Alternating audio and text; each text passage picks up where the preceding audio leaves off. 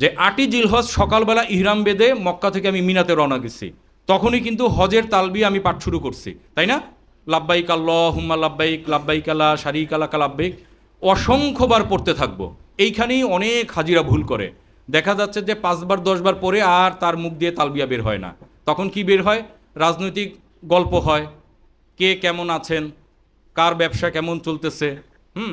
আবার মিনার তাঁবুতে কি হয়? গীবত, পরনিন্দা, পরচর্চা করার জন্য খুব সুন্দর একটা পরিবেশ ওইখানে তৈরি হয়। কিভাবে? ফর এক্সাম্পল ধরেন, বিশেষ করে মহিলাদের ভিতরে, সরি মাইন্ড করেন না, আমার ওয়াইফও হজ করছেন 2022-এ। তাকে মিনার তাঁবুতে ঢুকানোর আগে আমি খবরদার করে কয়েকটা কথা বলে দিয়েছিলাম, কিন্তু আলহামদুলিল্লাহ আমার ওয়াইফ আমার কথা অক্ষরে অক্ষরে পালন করছেন। তো যেই জিনিসগুলি হবে, আপনি ইবাদত করতেছেন, আপনি কোরআন তালাওয়াত করতেছেন, জিকির আজকার করতেছেন, আরেকজন এসে একটা কথা বলবে, আপনি কিন্তু ওই সিনারিওর মধ্যে ছিলেন না, আপনি আপনার মতো ইবাদত করতেছেন। সে বলল, দেখছেন নাস্তা দিতে দেরি করলো, কি নাস্তা দিল, লবণ হয় না ঠিক মতো, নানান ধরনের। এই হলো একটা পরিবেশটাকে উত্তপ্ত করার সে চেষ্টা করতেছে। আপনি আপনার ইবাদত থেকে বাইসেক্ট হয়ে আপনি তার সাথে জড়াইয়া গেলেন, আপনার হজকে সরাসরি আপনি ক্ষতিগ্রস্ত করে ফেলছেন। এটার ভিতরে কিন্তু আমরা জড়াইয়া যাব। যেই জিনিসটা এজেন্সির হাতে কন্ট্রোল নাই, সেটা আপনি এজেন্সিকে যতই পুশ করেন কোনো লাভ হবে না। আর যেটা এজেন্সির হাতে কন্ট্রোলে আছে, সেটা আপনার না বললেও এজেন্সি সেটা দায়িত্ব পালনের চেষ্টা করবে। এরপরেও কেউই আমরা ভুল ভ্রান্তির ঊর্ধ্বে না, কিন্তু আমরা শুধু অন্যের ভুলটাকেই বড় করে দেখব, নিজের সহযোগিতামূলক আচরণ করব না। এটা আসলে বড় মনের পরিচয় হবে না।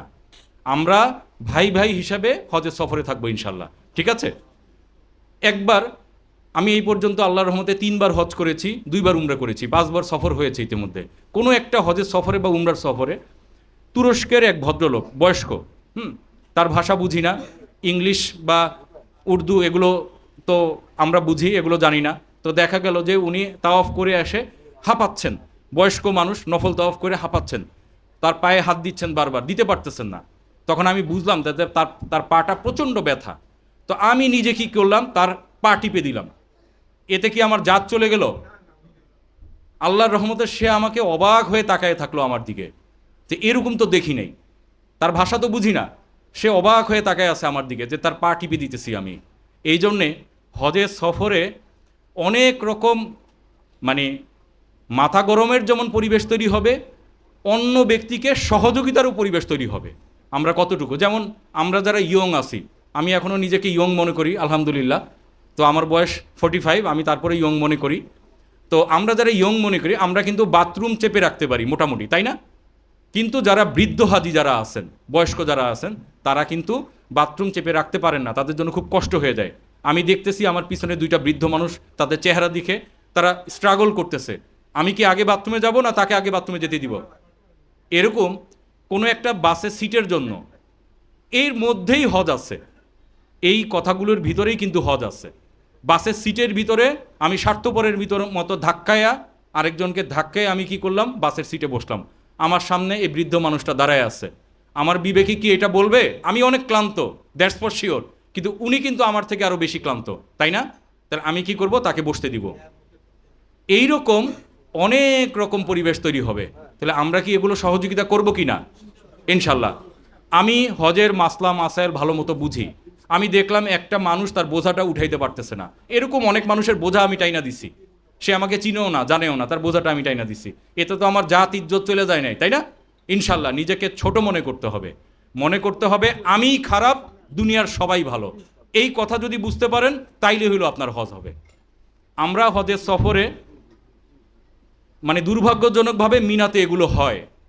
কি হয়, যে ওই যে গল্প গুজব শুরু হইলো, এইটা কিন্তু আর এইখানে থাকলো না।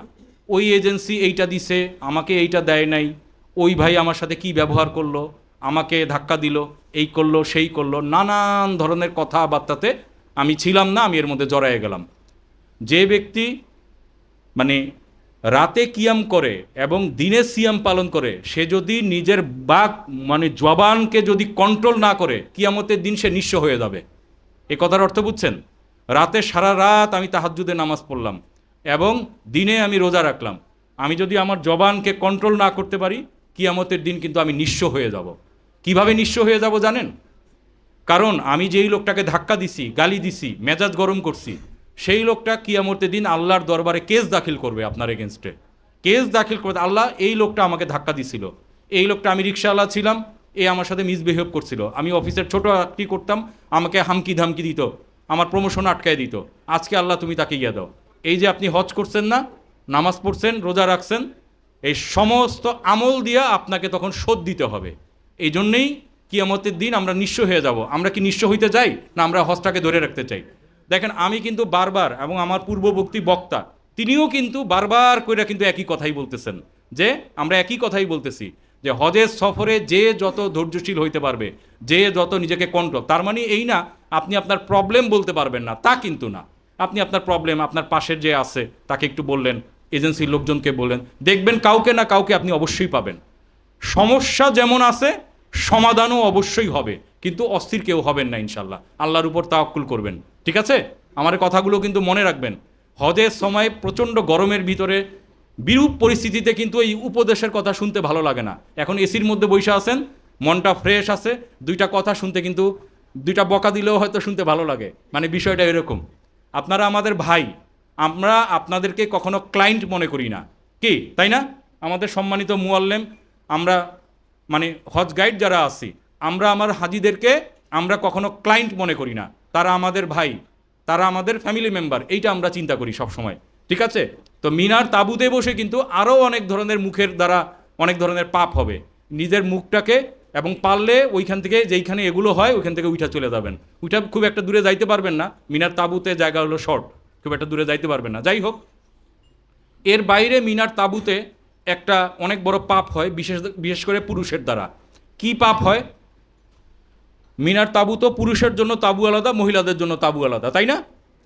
বিশেষ করে পুরুষরা এই বড় ক্রাইমটা করে, বড় ধরনের ক্রাইম করে। সাপোজ ধরেন আমার ওয়াইফ আছে, আমার মা আছে, সব তাঁবুর ভিতরে একসাথে। তো আমি কি করলাম, তাঁবুর দরজা খুইলা আমার মাকে ডাক দিলাম, এটা কি ঠিক আছে কিনা? এটা কি বুঝতে পারছেন আমার কথাটা? অনেক বড় কিন্তু একটা ব্যাপার। অসংখ্য মহিলা, কেউ শুয়ে আছে, কারো হয়তো শরীরের কাপড়টা, কারণ সারা দিন ক্লান্ত, কেউ হয়তো শুয়ে আছে, কেউ হয়তো বসে আছে, কারো হয়তো কাপড়টা ঠিকমতো শরীরের মধ্যে নাই। আপনি কি করলেন? এই কাজ কিন্তু হাজিরা করে। এটা নিজের চোখে বহুবার দেখছি, দেখেই কিন্তু কথাগুলি বলা। আপনারা আবার অন্যভাবে নিয়েন না। আমি যেন সেই দুর্ভাগ্যজনক মধ্যে আমি যেন নিজেকে না জড়ায় যাই, ঠিক আছে? তো এই ব্যাপারগুলো আমরা খুব খেয়াল রাখবো। ইভেন আরও বড় মানে একটা ব্যাপার না বললেই না, যেমন আমরা হোটেলে থাকবো, যেমন হোটেলে থাকবো, আমার ওয়াইফ যেই রুমে থাকবে, ফর এক্সাম্পল আমার ওয়াইফের সাথে আরও 4 জন মহিলা যেই রুমে থাকবেন, আচ্ছা থাকলো, আমি কি করলাম, রুম ধাক্কায় আমি ভিতরে ঢুকে গেলাম। এই কাজও করে হাজিরা, নাউজুবিল্লাহ। করে কি না? করে দেখেই কিন্তু এই কথাগুলো বলা। ওই সময় তো আর বইলা কোনো লাভ নাই, ঘটনা ঘটাই ফেললে তো আর বইলা লাভ নাই। আপনি কখনো অনুমতি নিতে পারবেন না, অনুমতি ছাড়া আপনি ঘরের ভিতরে আপনি ঢুকতে পারবেন না। নক করবেন, আপনি আপনার ওয়াইফকে ডাক দিবেন, যতক্ষণ পর্যন্ত উনি সাড়া না দিবে ততক্ষণ একদম বাইরে দাঁড়ায় থাকবেন, ঠিক আছে আমার কথাগুলো? এই আচ্ছা, তো এরপরে যেই জিনিসটা হলো, আমরা হজের সফরটাতে তারপরে আরাফার ময়দান গেল, মুজদালিফা গেল, এরপরে ওই দিন আমরা জামারাতে পাথর মারবো, কুরবানি করব, মাথা মুন্ডন করব, তারপরে কি করব, আমরা হজের ফরজ তাওয়াফ করব। তাওয়াফ সাই, যদি আগে সাই না করা থাকে, তারপরের দিন হইলো 11ই জিলহজ এবং 12ই জিলহজ, 3 জামারাতে পাথর মারতে হবে। এই জিনিসগুলো হজের সফরে। তো হজ শব্দের অর্থ কি, মোটামুটি আমি একটা সাধারণভাবে ব্যাখ্যা দিলাম। তো এখন উমরার জিনিসটাও তাই। উমরা শব্দের অর্থ কি? জিয়ারা করা। তো হজের কিছু কাজ উমরার মধ্যে ঢুকে গেছে। তো উমরা আমরা সবাই জানি, আমরা ইহরাম বাঁধবো, তারপরে কি করব, ইহরাম বাঁধার পরে মক্কায় যাব, আমি কি করব, তাওয়াফ করব, তাওয়াফের পরে 2 রাকাত নামাজ পড়বো, জমজমের পানি খাবো, সাফা মারোয়া সাই করব, তারপরে মাথা মুন্ডন করব। এই হলো উমরার কাজ। এখন হজের ফজিলত নিয়ে কিন্তু ইতিমধ্যেই আমার পূর্ববর্তী বক্তা বলে গেছেন, তাই না? যে আমরা যদি হজের সফরে কোনো যৌনতা সম্পর্কিত কোনো পাপ যদি না করি, এর সাথে সাথে অন্য কোনো যদি পাপ না করি, তাহলে আল্লাহ সন্তুষ্টির জন্য যদি এই হজটা হয়, তাহলে আমরা যেন সদ্য ভূমিষ্ঠ শিশুর মতো নিষ্পাপ হয়ে বাড়ি ফিরলাম, তাই না? সুবহানাল্লাহ, কত বিশাল সম্মান এবং ফজিলত একজন হাজির জন্য। তাহলে হজের আরও অনেক ফজিলত আছে, আমি সংক্ষেপে 2-1টা বলে তারপরে আমি হজের কবুল হওয়ার শর্ত আর পূর্ব প্রস্তুতি নিয়ে একটু আলোচনা করি। যেমন ধরেন, এই যে আমরা হজের সফরে 6 লাখ, 7 লাখ, 8 লাখ, 10 লাখ টাকা খরচ করতে যাচ্ছি, এই টাকাটাকে আমাদের কোথাও যায় নাই, কোথাও খরচ হয়ে যায় নাই। এই টাকা আল্লাহ রাস্তায় জিহাদ করার সমতুল্য সওয়াব দিবেন আল্লাহ তাআলা। এবং এই টাকাটা এইখানেই শেষ হয়ে যায় নাই। এই 6 লাখকে বা 7 লাখকে আল্লাহ 700 দিয়ে গুণ দিয়ে এটা দানের নেকি আমার আপনার আমলনামায় দিয়ে দিবেন, তাই না? যেই ব্যক্তি হজের সফরে রওনা হলো, প্রতিমধ্যে যদি তিনি মারা যায়, কিয়ামত পর্যন্ত তার আমলনামায় হজের সওয়াব লেখা হইতে থাকবে। সুবহানাল্লাহ। ঠিক তেমনি যে ব্যক্তি উমরার সফরে যায়, সেই অবস্থায় যদি মারা যায়, তাহলে কিয়ামত পর্যন্ত তার আমলনামায় উমরার নেকি লেখা হইতে থাকবে। এবং কিয়ামতের দিন সে তালবিয়া পাঠ করতে করতে উঠবে। এরকম অসংখ্য সব হজ শুধু আমাদেরকে কিন্তু পাপরাশিকেই দূর করে না, এর দারিদ্রতাকেও দূর করে। তো এরকম অনেক হজের ফজিলত আছে। হজের তো এই যে হজ করার জন্য, হজ করার ফলে এত ফজিলত, এত সম্মান, এত ভালোবাসা আল্লাহর পক্ষ থেকে, এর জন্য আমাদের কিছু করণীয় বর্জনীয় আছে কিনা? আছে না? যেমন ধরেন, এই যে মোবাইল কোম্পানিগুলো অনেক টক টাইম দেয় আমাদেরকে, তাই না? যে এত জিবি ফ্রি পাবেন, এইটা পাবেন, এত টক টাইম। নিচে ছোট্ট করে লেখা থাকে কিন্তু শর্ত প্রযোজ্য, তাই না? শর্ত প্রযোজ্য কিন্তু লেখা থাকে। তার মানে হজ আমার কবুল হওয়ার জন্য আমি আমার পক্ষ থেকে, আমার অভিজ্ঞতা অ্যানালাইসিসের পক্ষ থেকে আমি 10টা পয়েন্ট সাজাইছি। তো এই 10টা পয়েন্ট নিয়ে আমি খুব সংক্ষেপে আলোচনা করি, যতটুকু আমাকে সময় পারমিট করে আর কি। তো এর মধ্যে কিছু কিছু অংশ কিন্তু আমার অলরেডি হয়ে গেছে। এক নাম্বার পয়েন্টটা কি দেখেন, নিয়ত বিশুদ্ধ করতে হবে। অলরেডি আমার পূর্ববর্তী বক্তা খুব সুন্দরভাবে এটার ব্যাখ্যা করেছে। ওয়া আতিমুল হাজ্জা ওয়াল উমরাতে লিল্লাহ। আমাদেরকে আল্লাহ সন্তুষ্টির জন্য হজ এবং উমরা পালন করতে হবে, দুনিয়ার কোনো স্বার্থ অর্জনের জন্য আমাদেরকে চেষ্টা না করা। তো আসলে দেখা যায় যে অনেক মানুষ হজ করার পরেও নামের আগে কেন হাজি নাই, এইটাতে আবার সে মাইন্ড করে, তাই না? যে আমাকে কেন হাজি নামে ডাকা হইল না। আমিও তো আপনার মতো 5 ওয়াক্ত নামাজ পড়ি, আমাকে কি আপনি নামাজি গোলাম কিবরিয়া ভাই বলবেন? তা তো বলবেন না। তাহলে আমি আল্লাহর ফরজ বিধান হজ পালন করব, কেন আমি নামের আগে হাজি শোনার জন্য আমি অপেক্ষায় থাকব? এটা কি রিয়া না এক প্রকার? এর বাইরে আমরা অনেক সময় হজকে একটা সামাজিক বা রাজনৈতিক বা বিভিন্ন আঙ্গিকে ব্যবহার করার চেষ্টা করি, তাই না? যেমন আমি হাজি হয়ে আসি, মনের ভিতরে একটা কেমন জানি লাগে যে অফিসের সবাই আমাকে আলাদা একটা সম্মান দিবে, আলাদা একটা ভালোবাসা দিবে। আমার আমার ব্যবসা বাণিজ্য, হ্যাঁ, এগুলোতে হাজি শব্দটা থাকলে আমার জন্য একটু সুবিধা হয়, তাই না? আসলে এগুলো আল্লাহ সন্তুষ্টির জন্য হজ হয় নাই, এগুলো সব লোক দেখানো হজ। এবং এই হজ দিয়া আপনি কিছুই পাবেন না। এতক্ষণ যা যা ফজিলত বলছি, শুধু আপনি হজের আনুষ্ঠানিকতা হয়েছে, হজ থেকে আপনি কিছুই শিখতেও পারেন নাই, কিছু নিয়েও আসতে পারেন নাই। এটা একটা ট্যুর হয়েছে, বনভোজনের মতো একটা ট্যুর হবে, এর থেকে বেশি কিছু হবে না। আমার কথাগুলো একটু কাট লাগে শুনতে, কিন্তু আপনি যদি ভালো করে ধরতে পারেন, এইখানে কিন্তু আপনার হজ আছে আল্লাহর রহমতে। 2 নম্বর কি আছে? অন্তরের অহংকার, আত্মগরিমা, দাম্ভিকতা, মুনাফিকি ইত্যাদি আত্মার রোগ থেকে নিজেকে মুক্ত রাখা। আচ্ছা, এই যে মুক্ত রাখার কাজটা, এটা কি হজের সফরে না এখন থেকে? আমরা অনেকে বলি না আগামীকাল থেকে ভালো হয়ে যাব, এই আগামীকাল এই জীবনে আর আসবে না। দেখেন চিন্তা কইরা, আমি আপনাদের অধিকাংশ মানুষের থেকে বয়সে ছোট, তারপরে 2টা কথা বলা, দেখেন তো এই কথাটা মিলে কিনা। এই আগামীকাল এই জীবনে আর ভালো হবে না। আমি আগামীকাল থেকে সিগারেট ছেড়ে দিব, এই আগামীকাল এই জীবনে আর আসবে না। এই মুহূর্তে আল্লাহকে ভয় করে আল্লাহর সন্তুষ্টির জন্য আমি ছেড়ে দিলাম, শেষ। এইটা যদি হয় তার মানে আপনার নিয়ত হয়েছে। আর যখনই বলবেন আগামীকাল থেকে, তার মানে শয়তান আপনাকে এখনও আচ্ছন্ন করে রাখছে, শয়তানের ভিতরে এখনও আক্রান্ত হয়ে আছেন। তো এই যে অন্তরের অহংকার, এই অহংকারের জন্যই কিন্তু শয়তান জান্নাত থেকে বিতাড়িত হয়েছে, তাই না? সে কিন্তু ইবাদত কিন্তু কোনো অংশেই কম করে নাই, তারপরেও সে অহংকারের করে নিয়ে কিন্তু বের হয়েছে।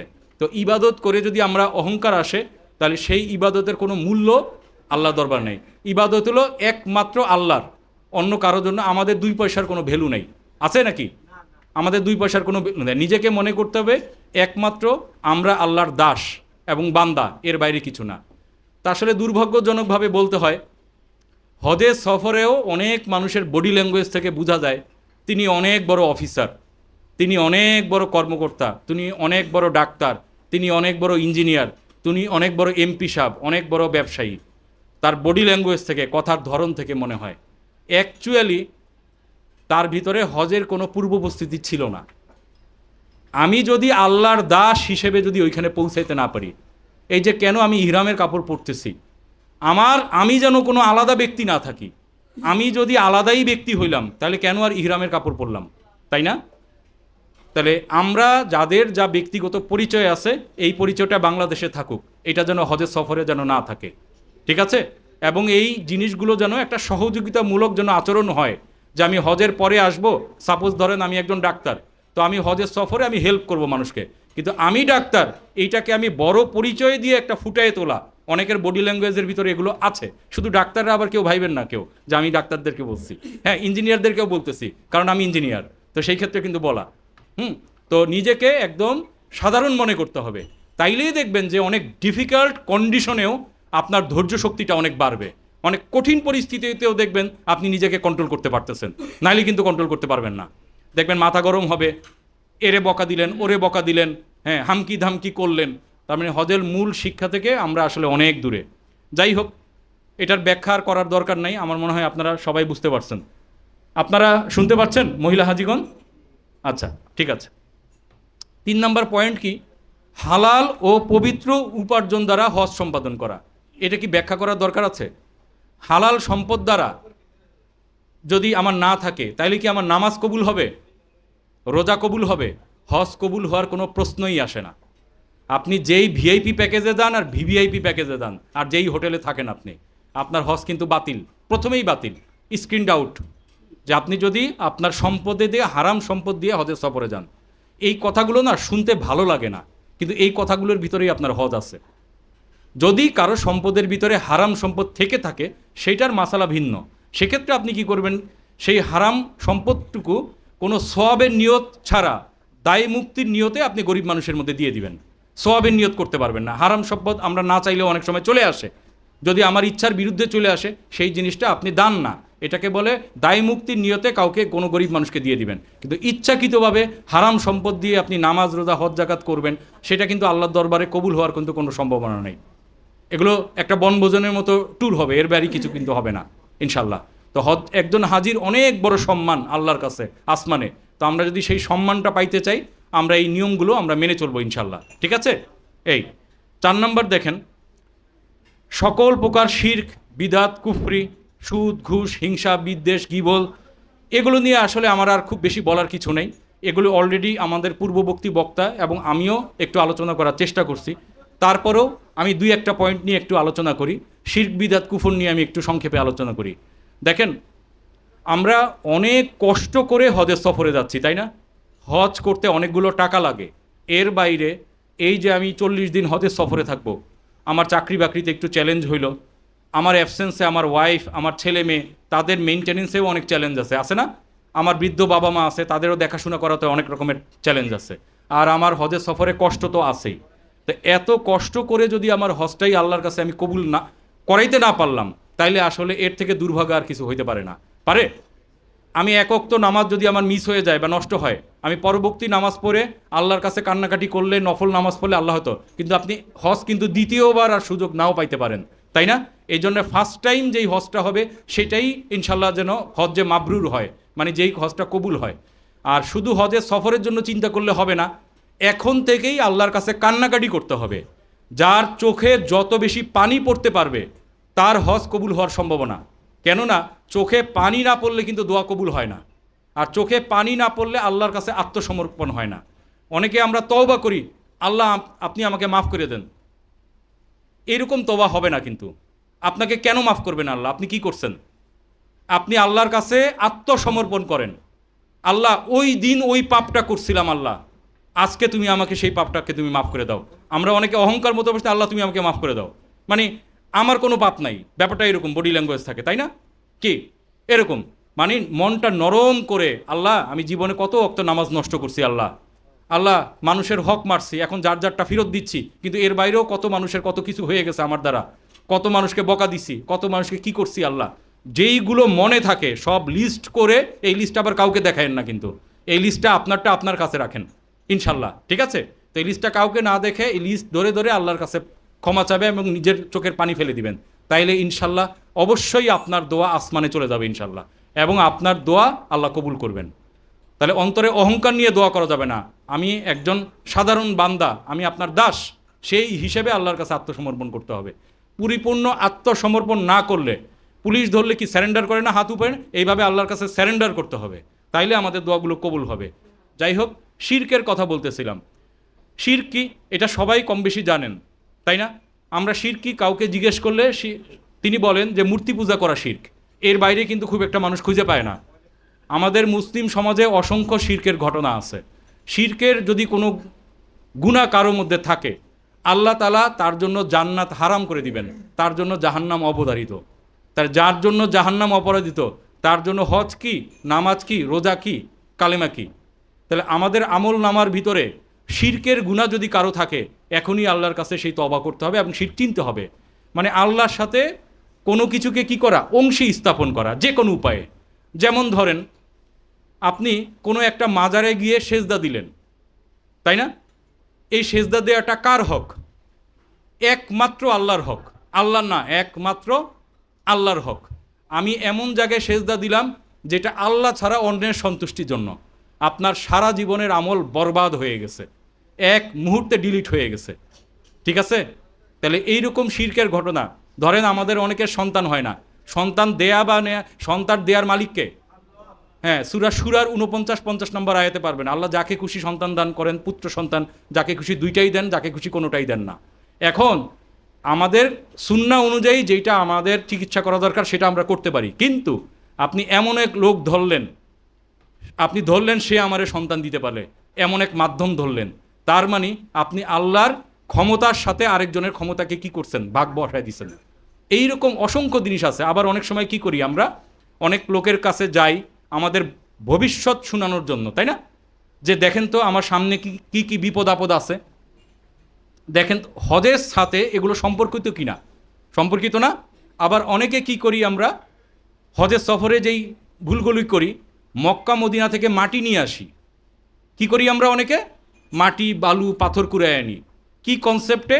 মাথার ভিতরে এই কনসেপ্ট আছে, আমি মারা যাওয়ার পরে এই মাটি বালু পাথর যদি আমার কবরে দেওয়া হয়, তাইলে আমার কবর আযাবও মাফ হয়ে গেল, আমি জান্নাতও পেয়ে গেলাম, আরও কি জানি পেয়ে গেলাম।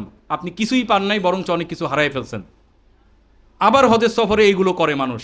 দেখবেন অনেক মানুষকে দেখবেন যে ইহরামের কাপড়, আমরা যারা ছেলেরাও ইহরামের কাপড় পরবো, তারা কি করবে, জমজমের পানি দিয়ে ধোয়া আনে।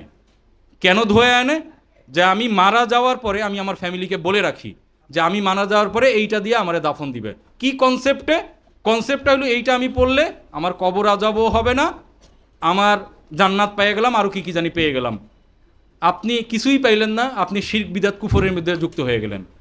আমার ভিতরে যদি ক্রাইম থাকে, আমাকে যদি কাবা ঘরের পাশে নিয়েও দাফন করা হয়, এইখানে 2 পয়সার কোনো ভ্যালু আমার নাই, কারণ আমার আমলই আমাকে বাঁচাবে, অন্য কিছু না। এই কথাগুলো কেন বলতেছি দেখেন, আপনি অনেক কষ্ট করে হজটা করতেছেন, আপনার আমল নামায় যদি শিরক বিদআত কুফরের গুনাহ যদি থাকে, তাহলে আপনার সমস্ত আমলই তো বাতিল হয়ে গেল। হজ তো আর আলাদা করে বলার কিছু নেই, তাই না? তো এই জিনিসগুলোকে নিয়ে আপনার পড়াশোনা, আমি আসলে বলতে গেলে অনেক অনেক লম্বা লেকচার দিতে হবে, তো এত সময় আমি পাবো না। তো শিরক বিদআত কুফর, আবার অনেকের ভিতরে এই ধরনের প্রবলেম আছে, আমরা অনেকে নিজেকে চোখের হেফাজত করতে পারি না, তাই না? চোখের হেফাজত করতে পারি না, আমরা বিভিন্ন দিকে দৃষ্টি দিয়ে দেই। এই জিনিসগুলি যদি এখন যদি নিজেকে কন্ট্রোল না করতে পারি, তাইলে হজের সফরেও দেখবেন এগুলো হবে, এবং হজের সফরেও নিজেকে আপনি কন্ট্রোল করতে পারবেন না। ঠিক আছে? তো এই ভুলগুলো থেকে আমরা নিজেকে শিক্ষা গ্রহণ করব, কালকে থেকে না, কিন্তু ফ্রম নাও অনওয়ার্ডস, এই মুহূর্ত থেকে, যে আমি আল্লাহর কাছে নিজেকে সারেন্ডার করে দিলাম। যত রকম পাপ আছে, যত রকম গুনাহ আছে, আমরা নিজেকে সেভ করে চলবো আজকে থেকে। অন্যথায় কি হবে, হজ করার পরে আমি ভালো হয়ে যাব, ওই ভালো আর কেউ হইতে পারবে না, ওইটা অসম্ভব ব্যাপার। তো হজের আগেই আমি ভালো হয়ে যাব, সেইভাবে চলাফেরা করব, তাইলে দেখবেন যে আল্লাহর রহমতে হজটাও কবুল হবে, এবং সারাটা জীবন হজের শিক্ষা আধ্যাত্মিকতার উপর আমরা থাকতে পারবো ইনশাল্লাহ। এই হজটাই আমাকে জান্নাতে নিয়ে যাবে। এরপরে আসেন, মানে আমি বলার চেষ্টা করতেছি এগুলি হলো পূর্ব প্রস্তুতি। আমরা তো অনেকে পূর্ব প্রস্তুতি বলতে বুঝি কি কেনাকাটা করব, কি প্লেন দিয়ে যাব, কি খাবো না খাবো, এগুলো হলো পূর্ব প্রস্তুতি। আসলে পূর্ব প্রস্তুতি হলো এগুলো, যেগুলো শুনতে ভালো লাগে না, এগুলো অ্যান্টিবায়োটিকের মতো। 5 নম্বর পয়েন্ট আছেন, আত্মীয়তার হক বন্ধন, কারোর সাথে লেনদেন ঝগড়া বিবাদ এগুলো থাকলে এগুলো মিটিয়ে ফেলা। আচ্ছা, আত্মীয়তার বন্ধন যে নষ্ট করে সেই ব্যক্তি কি জান্নাতে যাবে? আত্মীয়তার বন্ধন হক যে ব্যক্তি নষ্ট করবে, আমরা অনেক সময় বলি না, আমি মারা গেলে তোমার আমার জানাজাতেও তোমার আসার দরকার নেই, রাগ হয়ে বলি না? এগুলি হলো কুফরি টাইপের কথা। আপনি তাকে জানাজাতে না আসার বলার কে? আপনি আল্লাহর ইনস্ট্রাকশনের বিরুদ্ধে ইনস্ট্রাকশন দিচ্ছেন, তাই না? আল্লাহ বলছে জানাজাতে যাইতে, আপনি তাকে ইনস্ট্রাকশন দিচ্ছেন যা, এগুলো হলো কুফরি টাইপের কথা।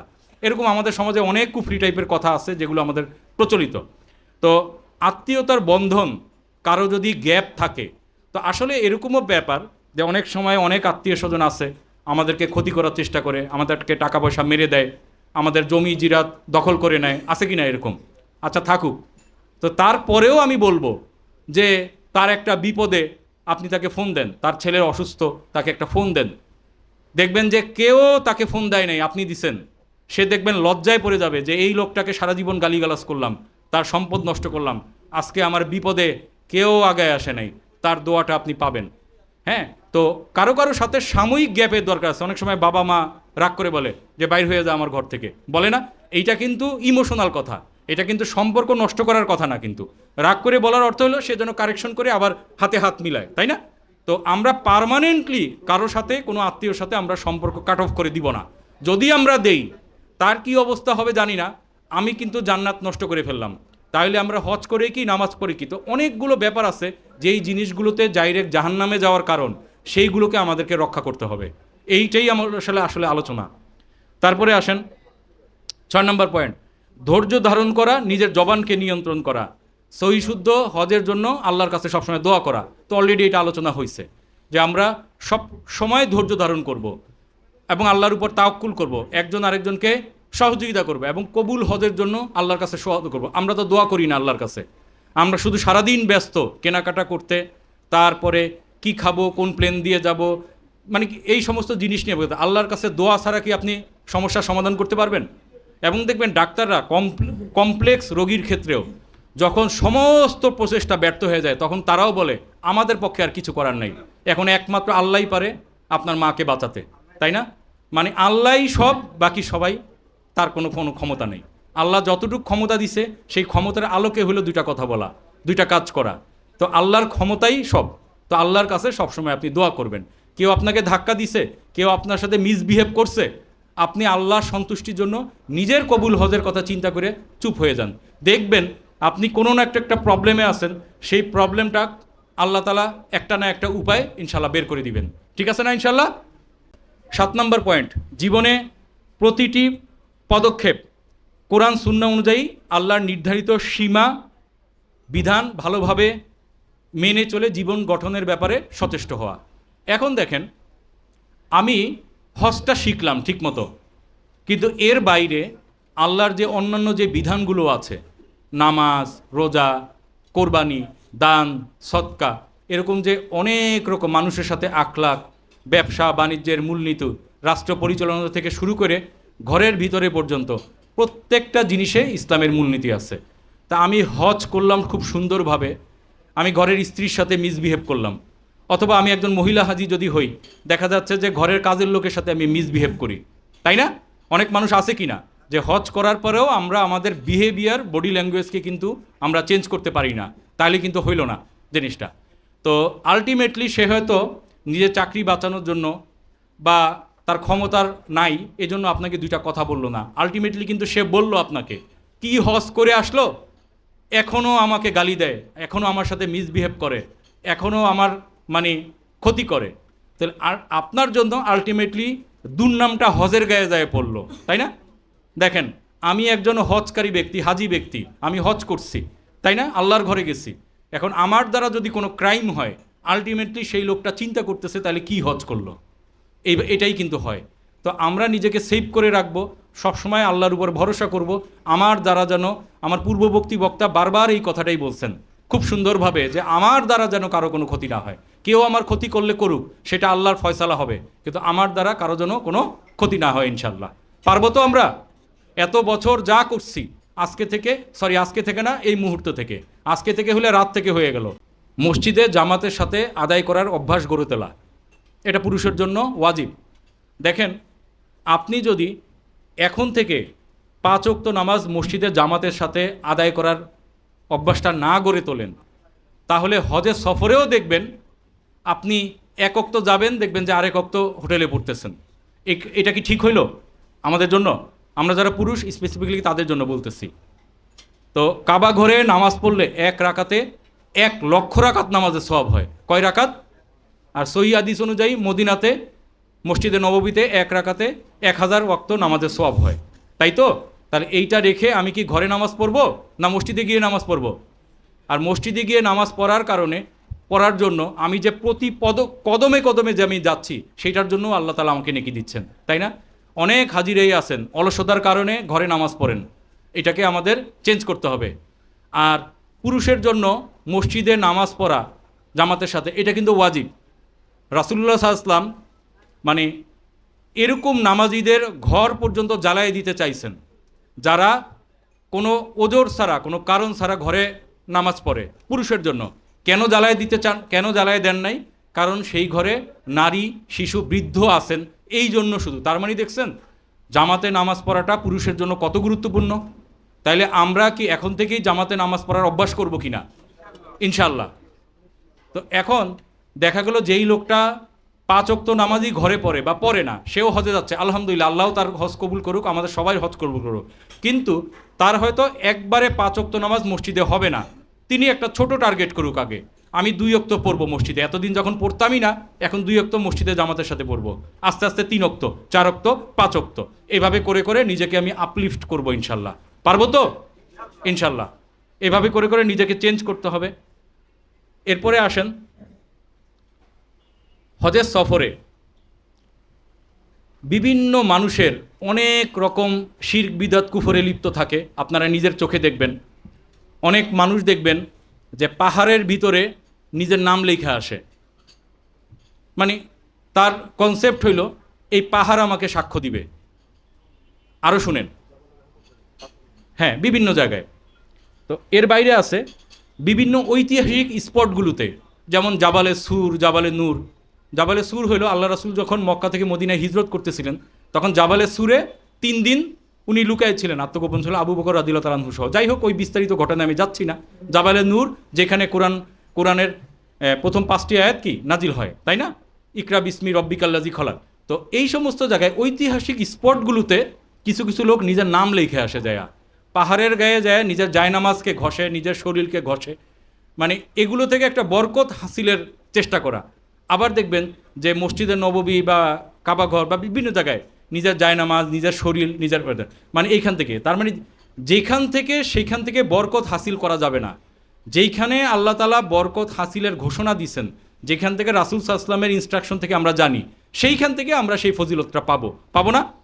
যেমন ধরেন মসজিদে কুবা, মসজিদে কুবার নাম শুনছি তো আমরা, মদিনার প্রথম মসজিদ। কিন্তু রাসূল সাল্লাল্লাহু আলাইহি ওয়াসাল্লাম যখন মদিনায় প্রথম হিজরত করলেন তখন কিন্তু মসজিদে কুবা প্রথম তিনি তৈরি করেন।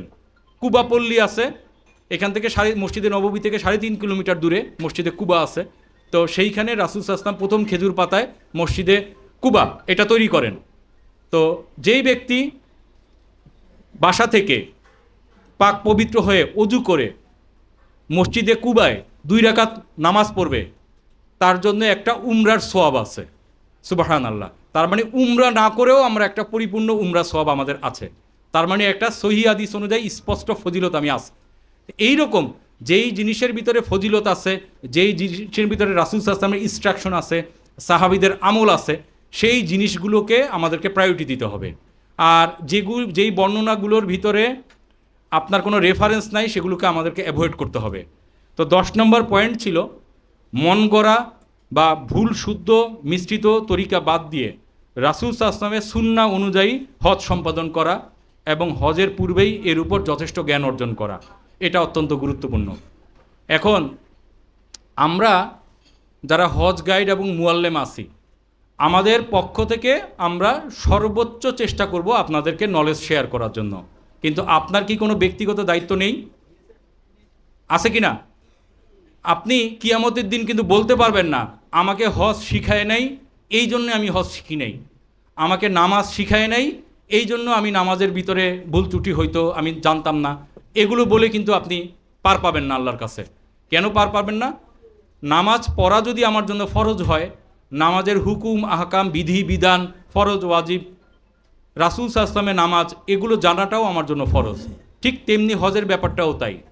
তো আমরা ভালো ভালো বই পড়ব, ভালো ভালো স্কলারদের লেকচার দেখব, নিজেকে রেডি করব, নিজেকে নিজে টেস্ট করব যে আমি জিনিসটা বুঝতে পারি কিনা, আমি যেটা জানি এটা কি ঠিক আছে কিনা। হজের সফরে দেখবেন অনেক মানুষ বিভিন্ন ইবাদত বিভিন্নভাবে করে। কারোর সাথে ঝগড়া বিবাদে যাবেন না, কারোর সাথে মাসলা মাসাইল নিয়ে তর্কতর্কিতে যাবেন না। যদিও আপনি সঠিকটা জানেন, যদি মনে করেন, আপনি কি করবেন, আপনি নিজেকে সেভ করে চলবেন। এবং হজের আগেই এই জিনিসগুলোর উপর পরিপূর্ণ নলেজ আপনাকে কিন্তু অর্জন করতে হবে। শুধুমাত্র হজ গাইড বা মুয়াল্লেমের উপর কিন্তু ভরসা করা যাবে না। একটা ছোট্ট উদাহরণ দেই। মনে করেন আমরা যারা 30শে মে ফ্লাইটে যাব, আমাদের ফ্লাইটে হলো 150 জন আছে। তা আমরা 150 জন যখন যাব, মক্কাতে যাব, এরপরে উমরা করতে যাব, তাই না? প্রথমে কি করতে যাব? তাওয়াফ করব। আমরা তাওয়াফ করতে যখন 150 মানুষ একসাথে ঢুকলাম, আমরা কি 150 মানুষ একসাথে থাকতে পারবো? অনেকগুলো ভাগ বাটোয়ারা হয়ে যাবে, তাই না?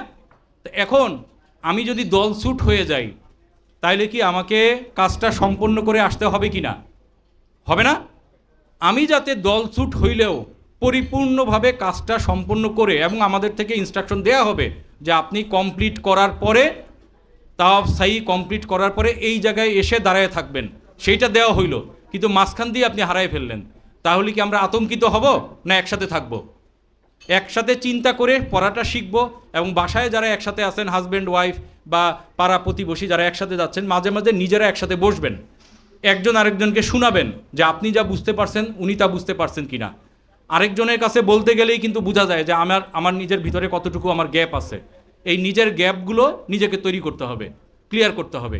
যেমন তাওয়াফ করতে যাওয়ার পরে আমরা কাবা ঘরে 4টা কোণা আছে, তো একটা কোণায় একটা স্পেশাল দোয়া আছে, রব্বানা আতিনা, রুকনে ইয়ামিনী কোণ থেকে হাজরে আসওয়াদ কোণ পর্যন্ত রাসূল সাল্লাল্লাহু আলাইহি ওয়াসাল্লাম এই দোয়াটা করতেন। রব্বানা আতিনা ফিদ দুনিয়া হাসানা ওয়া ফিল আখিরাতি হাসানাতাও ওয়া কিনা আযাবান্নার, এই দোয়াটা পড়তেন। আর বাকি 3 কোণায় যে চক্করের সময়, এটা হলো আপনার ইচ্ছা, আপনি অসংখ্য দোয়া করবেন, কান্নাকাটি করবেন। এখন এই যে স্পেসিফিক কিছু কিছু দোয়া বিভিন্ন জায়গায় আছে, আপনি যদি বাসা থেকে এগুলো ভালো করে স্টাডি না করে যান, তাহলে দেখা যাবে যে এই দোয়াগুলো টাইম মতো আপনি করতে পারবেন না। হ্যাঁ, এখন এই দোয়াগুলো যদি আপনি টাইম মতো করতে না পারেন, তাইলে আপনার হজ হয়তো ক্ষতিগ্রস্ত হইল না, কিন্তু আপনি অনেক সোয়াব থেকে বঞ্চিত হইলেন। আমরা কি শুধু পাশ মার্ক আনার জন্য পরীক্ষার হলে যাই, না 100তে 100 আনার জন্য যাই? তো এরকমই কিন্তু আমার লেখাপড়া ছিল আল্লাহর রহমতে স্টুডেন্ট লাইফে। তো আমরা শুধু পাশ মার্কের জন্য যেন আমরা হজের সফরে না যাই, শুধু পাশ মার্কের সাথে সাথে আমার যেন আমূল পরিবর্তন হয়ে যায়, আমি একজন যেন পরিপূর্ণ ইমানদার ব্যক্তি হয়ে যাই, একদম অন্য ব্যক্তি হয়ে যাই, এবং সারা জীবন যাতে হজের শিক্ষা আধ্যাত্মিকতার উপরে যেন আমরা থাকতে পারি, আমি যেন সেইভাবে হজের জন্য প্ল্যান করি। শুধু হজ করে আসব এই নিয়তে যেন আমরা কেউ না যাই। এবং হজের সফরে হোটেলের ভিতরে যত কম থাকবেন তত হইল আপনার জন্য মঙ্গল। কেন মঙ্গল? কথাগুলো ভালো করে বুঝেন কিন্তু কিভাবে। যখনই আপনি হোটেলের ভিতরে থাকবেন 4 জন 5 জন, ওই যে গল্পগুজব শুরু হবে, বিভিন্ন আলোচনা শুরু হবে, 3 কথা পর্যন্ত ঠিক আছে, 4র্থ কথাই দেখবেন যে নেগেটিভ টাইপের কথা শুরু হয়ে যাবে। তো অতএব যতদিন মক্কাতে বা মদিনাতে হোটেলে থাকবেন, ততদিন চেষ্টা করবেন হোটেলে সময় একদম কম দিতে, মসজিদে যায় বসে থাকবেন। আর কাবা ঘরে থাকলে কি করব, আমরা অসংখ্য নফল তওয়াফ করব হজের পরে, তাই না? নফল তওয়াফগুলো করতে থাকবো। যত বেশি আপনি সময় কাটাবেন তত বেশি আপনার হজ কবুল হওয়ার সম্ভাবনা। তো আমার আসলে আরও অনেক কিছু বলার স্কোপ ছিল, বলার ইচ্ছা ছিল, তো আসলে সময় স্বল্পতার কারণে আমার আস্তে আস্তে ক্লোজিংয়ে যেতে হবে। তো আমি আবার সবার জন্য দোয়া করতেছি, আল্লাহ যেন শুধু আমার হজ না, আল্লাহ যেন এই বছরে সারা পৃথিবী থেকে যত হাজি আছেন, আল্লাহ যেন সবাইকে হজ্জে মাবরুর নসিব করেন। আমিন।